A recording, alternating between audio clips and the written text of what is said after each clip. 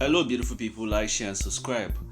So I want to state my minor criticism of Abia State and Enugu State talk about smart city. It's a good idea.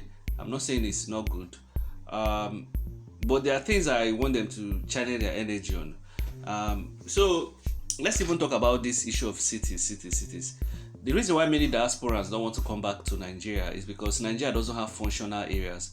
Our traditional towns look more like glorified slums. Even our so-called cities, they look like slums. It's just maybe 5% of the area that is okay.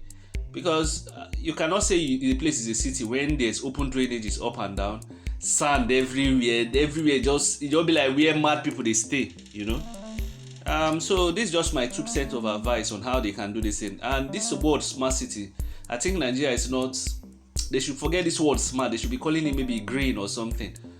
First of all, let me just advise them on how to do this thing. Instead of it to look like land grabbing, because I can hear that Enugu State Governor is doing some land grabbing, because he wants to build a city. You don't need to do that. You need to just negotiate with the people, and find an alternative way. And I'll tell you how to go about it.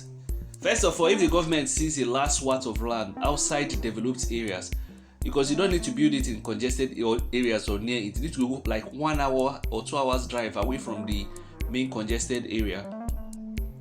So what you need to do, you need to negotiate with the community, know the actual price of the land, because land in those areas will be very cheap. Because I remember there was a time I was into doing some land stuff. Land outskirts of town is very, very dead cheap. You can say, okay, community, we want this whole last worth of land. The buildings here, if it's small houses, we'll buy it for 1 million or for 500,000 naira. So, but what you're going to do is that all the land, people are going to put a communique to all communities member in your village that you want to share the land, because all of you have resolved that maybe that's the way to pull you guys out of poverty. You understand? That the state government has, or the federal government has shown interest in this land. So what happens is that you will say, okay, you know what, if this land is the rate is 100,000, we're going to give you let's say 2 million, but this 2 million you cannot withdraw this money. You can only withdraw 1 million, and the remaining 1 million will be a fixed deposit. Because most times what I find about land is that once people get land money, they squander it. You understand? They squander it because they believe it's free money. So the government comes, there's an MOU, the government can say, okay, where we will build roads will not be charged, but we'll clear the whole land, and you guys will now share it amongst each other. Share it amongst the born children, and maybe you can square it at maybe the families will be 2. Like if you can't have many, even if you have 20 children, it will be grouped as 2. Something like that. So because some people can have many children and it will favor them more. Just give you a template, or maybe only the adults will have shares in the land, something like that. So government comes, clear the land, map out the road, and they will start this project. Now what the government actually needs to do is to regulate. Government can bring in architects from best places in the world to build a standard, build just few standards so that people will see what they want to do.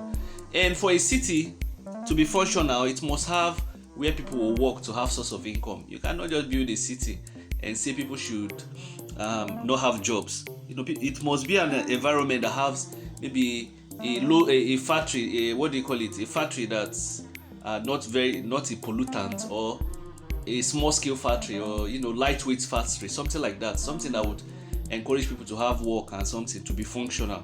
So that is just some of the templates on how you can run it. But saying smart, because what I understand about smart city, maybe all this place where you say if you clap hand, the lights go off, lights go on. Maybe I'm wrong, but the drainages must be concealed. The government must regulate this. Even the fences will edge with the walkway. So these are things you need. Then the diasporans, you can say, okay, it will be 2:1 local. Maybe people that have readily available cash, and it's 1 person per house, and you must live in these cities so that it doesn't become a ghost town. Because one thing with Nigerians, they will buy up the whole place, and the whole place is empty, just like Abuja. So those are just some of the things to do. So what the government needs to do to show people that they are serious, they need to map out a world scale road, the major artery, so that when people see it, people will know that the government is serious. Even all the poles, it might be underground wiring, just to show people that your level of seriousness.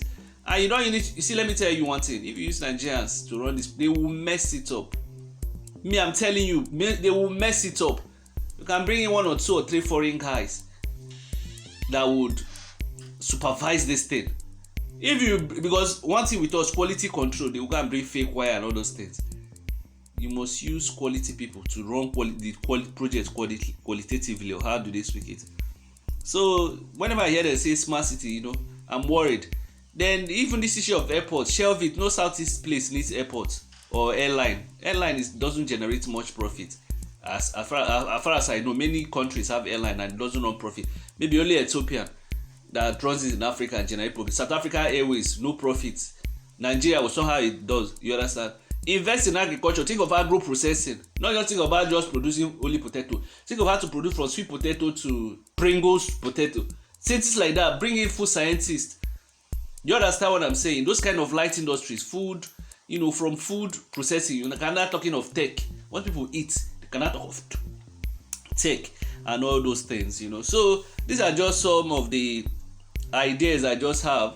And even for sports, you don't need stadium. You just need sports centers, just artificial turfs, like world class. Let me tell you, the environment you do things matter. When people see the environment, people are encouraged. People are, I don't know, it gives you. That's why Europe, even if they take picture there, you only see a difference between urban areas in Europe and urban areas in some places like Nigeria. The difference will always be there. And you will have rules and regulations, things like painting. People must paint their house after 5 years. No spiral, jarabro, everybody must plaster their house. And there will be regulatory bodies, and they must be involved in the process. Do you understand what I'm saying? They must be involved, even when they are building, they must be involved in the process. Oh, it must be 20 block of blocks. You can even create a state company that will be building these houses. Do you understand what I'm saying? Bring in foreign, you don't need to bring in a lot of foreign guys, maybe 1 or 2 that knows their onion, 1 architect, 1 builder.